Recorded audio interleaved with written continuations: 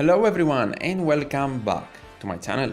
In today's One Piece Treasure Cruise video, we are going to do a tier list for the World Journey units in One Piece Treasure Cruise, including the new ones that are coming, the 6 new ones in the upcoming banner. And of course, we are going to talk about their specials, where they place in the tier list and why, and also some of the best legends in the game that they can have synergy with.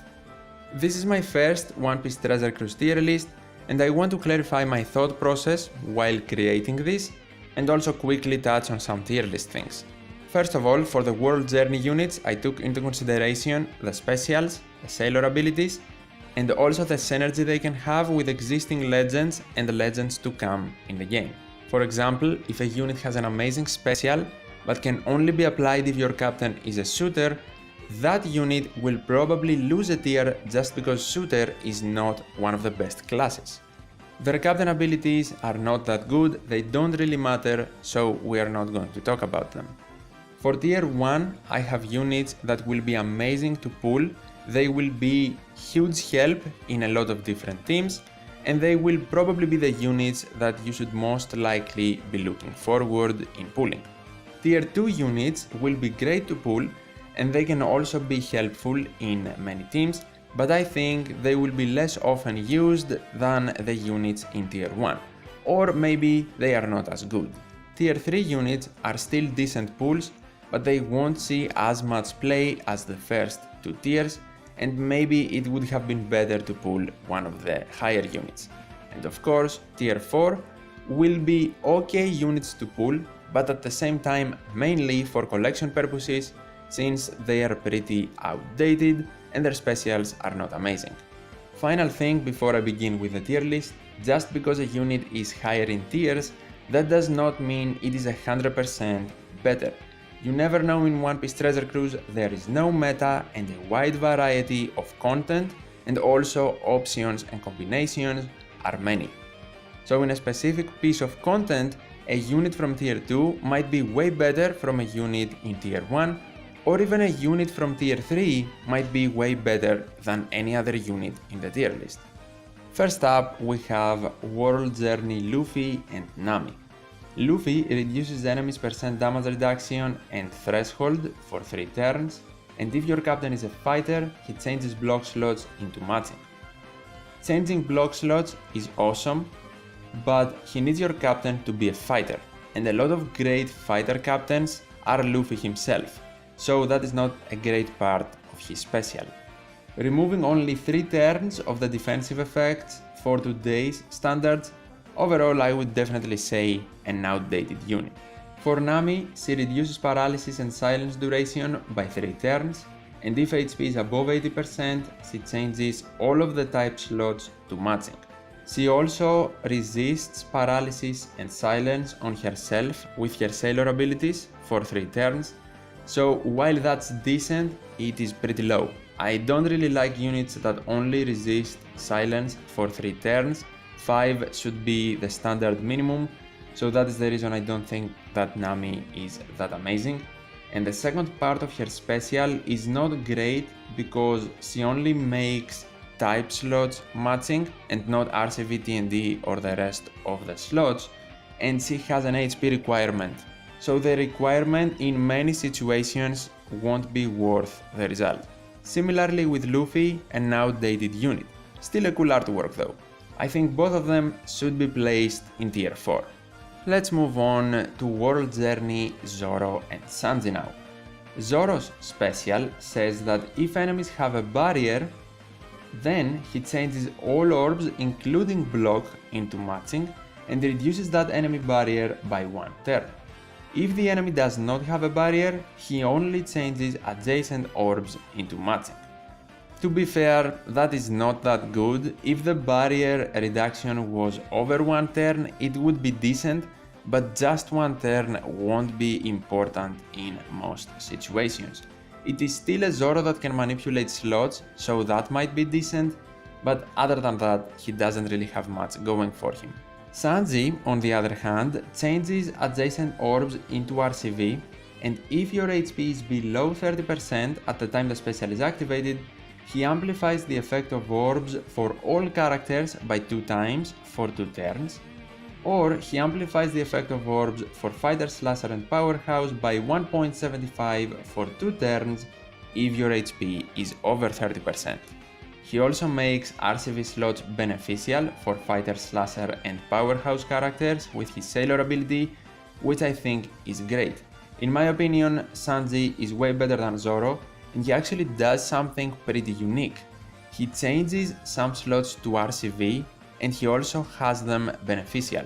Quite a few Sanji units actually do this, and it can be really important in quests where the boss or the mini-boss or whatever make your type slots not beneficial. Making a lot of teams, I have actually searched for these kind of units before, so I do actually like Sanji, and that is why I think Zoro should be placed in tier 4, unfortunately not that great of a special, but Sanji should definitely be in tier 3. Moving on to World Journey Reiju and Boa Hancock.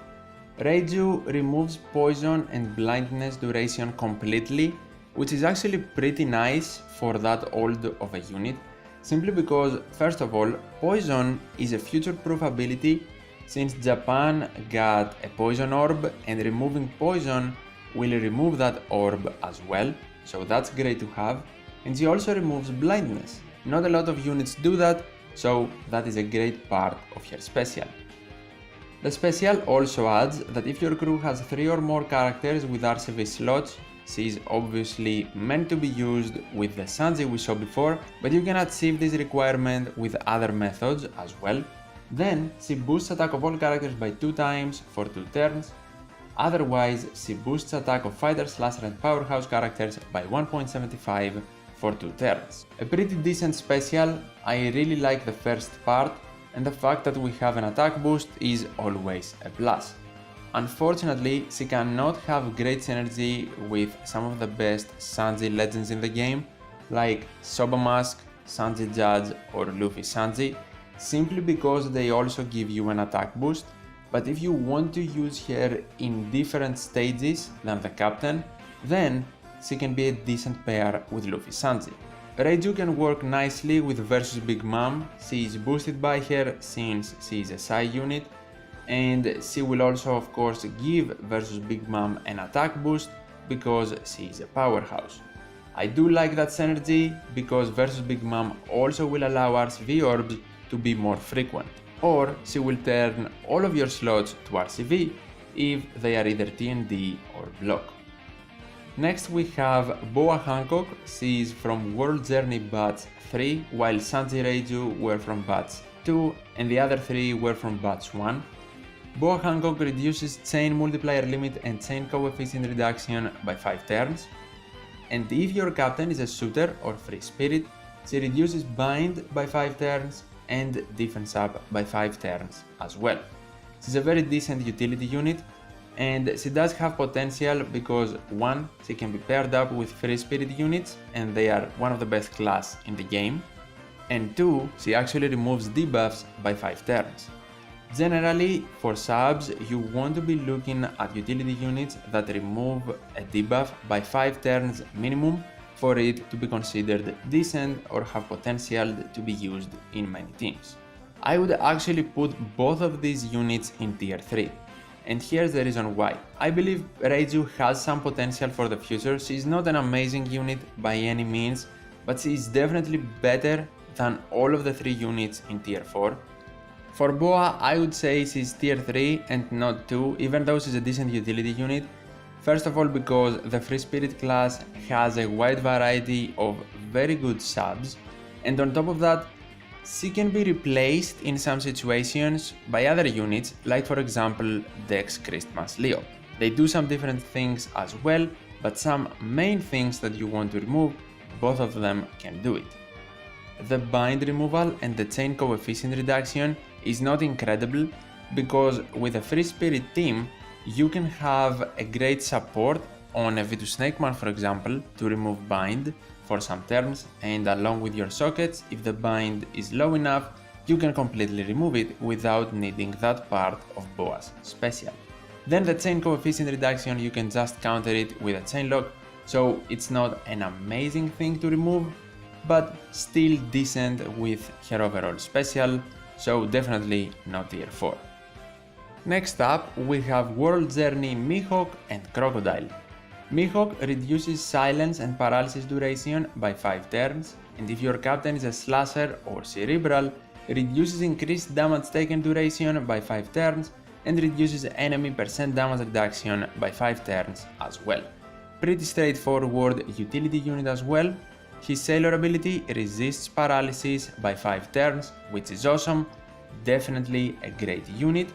And then Crocodile reduces burn and attack down by 5 turns, and if your captain is a striker or driven, then he removes poison completely, pretty nice, for the same reason as we talked for in Reiju, and then he also reduces enemies threshold by 5 turns. I will place both of these units in tier 2, I think Mihawk is great, removing silence, paralysis and percent damage reduction for 5 turns is a great utility combination.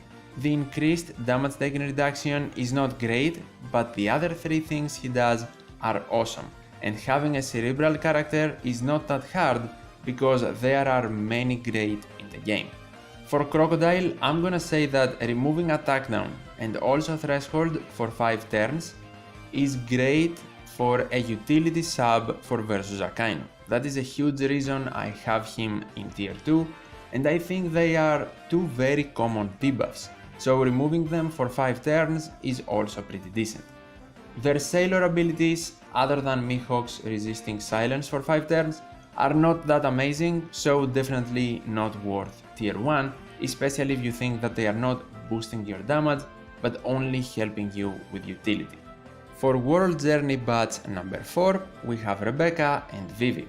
First up, Rebecca reduces silence duration by 5 turns, and she also resists it for 5, so that's great, and she reduces the enemy threshold by 5 turns as well. If your captain is a fighter or striker, boosts the color affinity of all characters by 1.75, and if during that turn you score 4 perfects, then she boosts the color affinity of all characters by 2 for the following turn. That is an amazing special, probably the best we have seen so far, not probably, definitely the best we have seen so far, and she can also be paired up with some very strong captains. V2 Snake Man, Super Type Sabo, Luffy Sanji, V3 Akainu, or even Captain Kid. She is definitely a very strong unit. Vivi reduces burn duration by 5 turns and recovers 15 times character's RCV in HP at the end of each turn for 3 turns. If your captain is a fighter or free spirit, she boosts attack of all characters by 1.75, and if you hit 4 perfects, she boosts by 2 times the next turn. Vivi is decent, but she removes burn and gives you healing. Unlike Rebecca, these two are not that widely used in quests. If she actually removed one of the other defensive buffs the enemy can have, damage reduction or defense up, along with either burn or healing, that would make her 10 times better. But I guess because she can synergize with Free Spirit captains, and Free Spirit is a great class, Bandai wanted to nerf her a bit, if that makes sense. She also has a great sailor ability of removing blindness for 5 turns, so that is also great. Another thing that is not great for Vivi is that she actually gives you an attack boost, and some great Free Spirit captains actually provide an attack boost, like Luffy Sanji or Roger, but you can still use Vivi in an arena, for example, from stage 3 to stage 4, and then have your captain for the final stage. And she can of course also be paired up with captains that give you an ore boost, a chain lock, or a color affinity boost. For the tiers, I would say that Rebecca is definitely tier 1, without a doubt in my mind, but Vivi is tier 2. I don't think she is as good. Unfortunately, she could have been better by removing one other defensive effect, one different from Rebecca's, but she is definitely still a unit that can see play. Next up we have Ace and Marco. This is batch number 5 of the World Journey units, even though in global we get batch 4, 5 and 6 all together in one. Ace's special amplifies the effect of orbs of Free Spirit and Powerhouse characters by 1.75 for one turn, and after 2 turns, he amplifies the effect of orbs of Free Spirit and Powerhouse by 2 times for one turn. Also, if your captain is a Free Spirit or Powerhouse, he increases duration of any attack boosting buffs by 1 turn. Marco does the exact same thing, but he doesn't give you an orb boost, he gives you an attack boost. So they are pretty niche, they are not gonna be used in tons of content, and they can help you increase your damage by a lot, but they don't give you any utility. Ace as a sailor ability does remove blindness for 5 turns, and Marco does give you a bit of extra healing, but nothing essential. Both of them can be paired up with some very strong units, of course, Free Spirit and Powerhouse, amazing classes. For example, Ace can be paired up with Roger, and he will also allow Roger to get his super type, while Marco can be paired up with Odin. Marco can also be paired up with versus Akainu, even though he is not Q, but with Akainu he can actually not only give you an attack boost that Akainu's kit lacks, he can also extend versus Akainu's orb boost from 2 to 3 turns, meaning you can carry the orb boost in the next stage if the enemy does not clear beneficial effects. That is great, and if you can have a unit that actually provides 2 turns of an attack or an orb boost, then it can pretty much be paired up with Ace or Marco. But that won't be useful in every situation, because just like I said, they lack utility. Exactly for that reason, I will place both of these units in tier number 2. They are not bad, but at the same time they won't be used all the time. They are pretty unique though, because not a lot of units actually do what these two are capable of doing. The final 2 units that we will talk about are Sabo and Koala. Sabo's special reduces enemies' resilience by 5 turns, and he also reduces attack down by 5 turns. If your HP is above 99% at the time the special is activated, he boosts the color affinity of all characters by 2 times for 1 turn, and if your HP is lower than 99%, he will give you a boost of 1.75. Sabo makes Strength Orbs beneficial for Slasher and Cerebral characters with his Limit Break Sailor ability, which is very nice, and his special is also pretty decent. Resilience and attack down together for 5 turns, very nice, but unfortunately the HP requirement is not the best. He can be paired up with Luffy and Sanji and make a very nice combo, but at the same time, with other teams that do not have overheal or the ability to keep their HP very high, his color affinity will be dropped to 1.75 times. And in these situations, maybe you can find another unit to fit the team you have better than Sabo. He's still pretty decent though. Koala reduces Threshold and Bind for 5 turns, and she changes block and badly matching slots into matching. Finally, if your captain is a Slasher or Cerebral, she adds 1.0 times to the chain multiplier for 1 turn. Koala is actually very good. Her classes are awesome. She removes Threshold for 5 turns, which is awesome. The Bind for 5 turns in this special is way better compared to Boa's special, because Koala actually also boosts your damage. She is not only utility, so the Bind here can be more useful. Of course, the thing that you can remove it with sockets and maybe a support still stands, but Koala offers more things.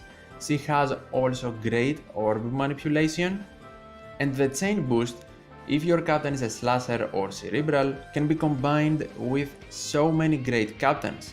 Some of them of course, Roger and Odin, Miho Camperona, Sugar, Sanji Pudding, and the upcoming Super type Dex Law. Koala can synergize great with so many units. On top of all that, for her Sailor ability, she has something similar to Sabo, that she can make Psi Orbs beneficial for all Slasher and Cerebral characters. Koala is just very good, I love the unit, I really would like to pull her actually, and she is the second unit I will place in tier 1. So Koala alongside Rebecca, the tier 1 units, and then Sabo, a very respectable tier 2 unit. He has some weaknesses, but he can still be pretty strong. And that is my complete tier list. Tier 1 we have Rebecca and Koala. Tier 2 we have Mihawk, Crocodile, Vivi, Ace, Marco and Sabo. In tier 3 we have Sanji, Reiju and Boa Hancock. And in tier 4 we have the oldest batch with Luffy, Nami and Roro Noa Zoro. I would really love to know your opinions based on everything I said and on the tier list in the comments below. And of course tell me if you want to see more of these types of tier lists video for One Piece Treasure Cruise. Leave a like if you enjoyed, I would definitely appreciate it, and subscribe to the channel for more. Thank you so much for watching, take care, and I'll see you in the next one.